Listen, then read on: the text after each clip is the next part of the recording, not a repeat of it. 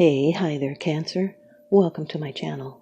My name is Lynda, and I'd like to thank you for tuning into those energies and influences that are coming through for your weekly predictive reading for January 2020. This reading is not for everyone, but once they get through it, it's going to have a very major impact on their life. No cross-watcher energies are interchangeable, and please only take these portions that resonate with you. These are general meanings. Okay, Cancer, off camera I've performed a protective blessing. I've meditated over and shuffled these cards just for you. And we will be using an oracle deck from Michelle Buchanan, Numerology. Your first card, it's the general atmosphere. It's the basis and the issue of the matter. This is the situation at hand. The Five of Swords, Cancer. Air energy. This is someone's Venus in Aquarius. This is a card of adversity. It's battles of will. Would be a high cost of victory. Someone with an over-excessive will. It can be rational self-interest. They're looking out for number one. There may be ego-involved issues. Someone felt that they might have been stepped on, so they would retaliate. It would be petty. There's friction and hostility and tension. It can be unhealthy competition. Someone may like to provoke a reaction, so choose your battles and do not overreact. It might be advice to avoid a battle that cannot be won. It's limitation and also power. This is a need to avoid negative people and drama. It could be personal attacks. Someone being lied to, could be unfairness or slander or cruelty. The sword is double-edged. One edge is defeat and misfortune and betrayal and loss, and the other edge gives us advice to learn to accept the boundaries that we must live within. Fives are about adjustments, and this is a change that's brought on by distress or loss. It's uncomfortable, but it's a necessary change and adjustment.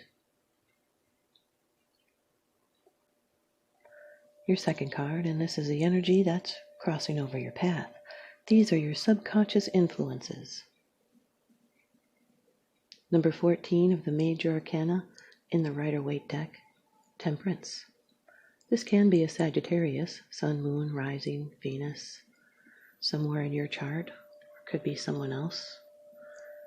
More than likely you, because there's patience needed, compromise, adjustment. Need to bring in that inner calm and tranquility. It's adapting and tempering, it's self-control, it's working in harmony with others, it's compromise instead of battle, it's taking the middle path, and never going to one extreme or the other, and having control over your own life. It's what you have imagined that will come to pass. It's alchemy, sharing control, seeing both sides of the story. You're adapting to situations with a clear mind and a calm heart, and successful combinations will be achieved. This is the vision of the new life that comes after death. It's the ability to combine different elements in life, such as work and pleasure, love and sex, feelings and action, openness and confidence. It indicates victory over doubts and rigidities, and advises a cautious attitude, and be moderate and take the middle way. Your oracle card, the numerology card, is also moderation. The Five of Swords with the Temperance card can represent someone with a bad temper, or it could be someone self-sabotaging themselves. Your third card, this is how it affects you. These are the external influences that you're aware of. Number 15 of the major arcana, the Devil. This can be a Capricorn, Sun, Moon, Rising, Venus, Mercury, Jupiter. Now, this is temptation, it's bondage and limitations. It's extra energy. It can be toxic energy. It can be dark. It could be chained by wrong choices, which brings discontent and depression and illness. It can be wrong use of force, bondage to the material, sensation divorced from understanding. having to face up to your demons, being chained by greed. This is a challenge of repression and of illusions. This can be an oppressive situation that's controlling you or the situation around you. It can bring in illusions of helplessness, overdoing something too much. This can be a pleasure-seeking couple. This is being ashamed or jealous or codependent, deceitful, ill-intended, self-destructive, shackled by ignorance, even chained to the need for approval, or feeling the need to control others. It's serving what enslaves you. You'll need to place boundaries against users and takers. Someone could be enslaved to an addiction. This can be a negative relationship with deep denial. This is the trickster. It's detrimental. Brings enslavement.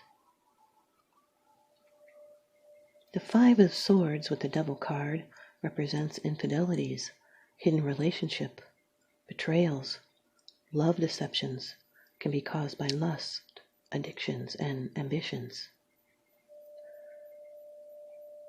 Your fourth card, it's the position of the future. It's the results, the outcome, and the resolution. And being in the future position, this can be a surprise. Number 0 of the major arcana, the Fool. This card is ruled by the planet Uranus, which links it to Aquarius. Aquarius Sun, Moon, Rising, Venus, somewhere in your chart maybe. Now this is the first of the major arcana of the 22 cards that show hidden meanings. This is a karmic lesson or a major life theme. A choice is offered. This is a new path. It's entrance and beginning. It's trusting life and taking that blind leap of faith. It's taking a risk. This card gives us courage to continue, and it prods us to seek new experiences. And you should be following your own instinct rather than the advice of others. And this is especially strong when the Hangman appears in your card, which is the next one, the next card.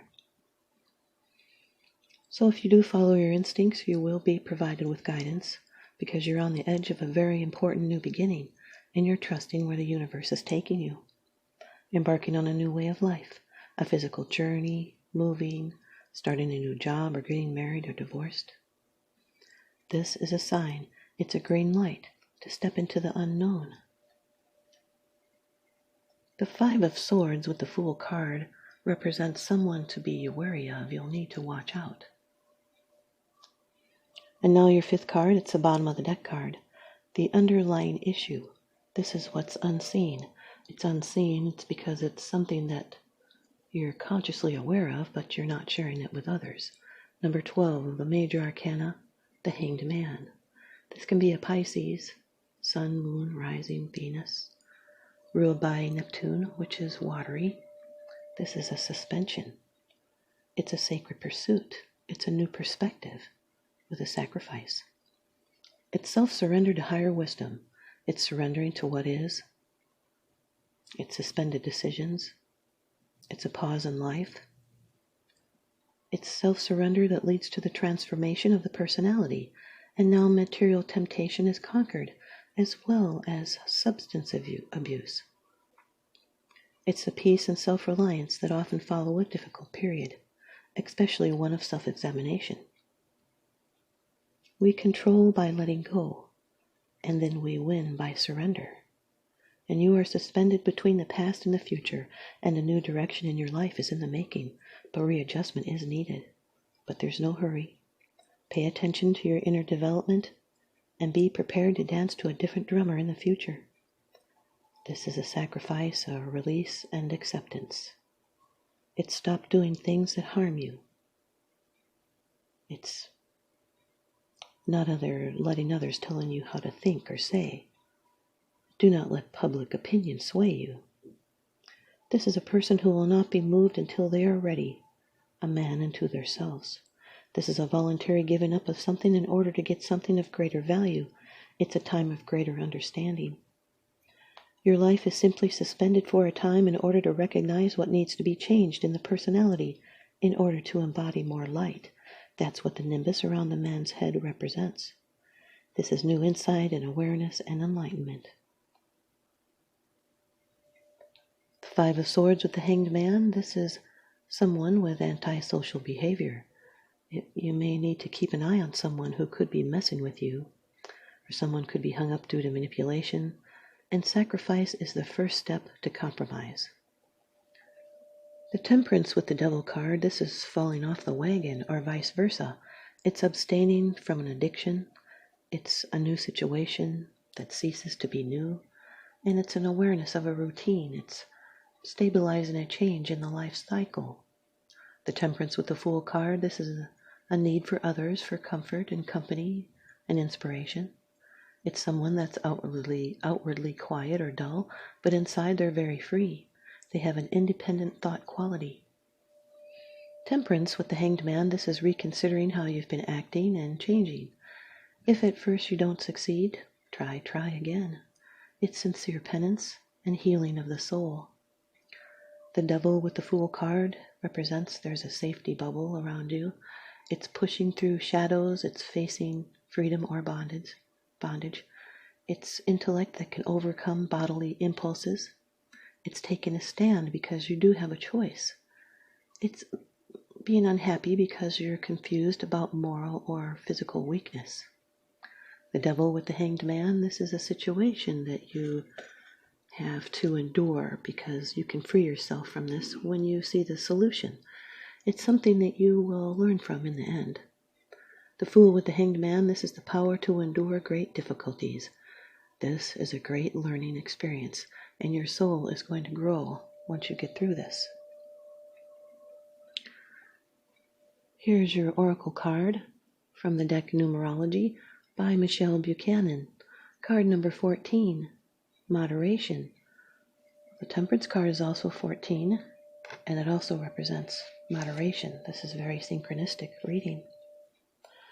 This card indicates a need to exercise restraint and self-control in every area of your life. Perhaps you're overeating, drinking too much alcohol, smoking, over-medicating, or taking drugs, overspending, exercising excessively, consuming too much sugar or coffee, gambling, or otherwise overindulging or engaging in obsessive or aggressive behavior. If so, this card serves as a gentle and loving reminder that behaviors such as this can delay the manifestation of your dreams. This card can also indicate a need to balance your desire for freedom and adventure with your responsibilities. And there's the Fool card that came in here. Because by honoring your commitments, you will prevent the building up of karmic debt.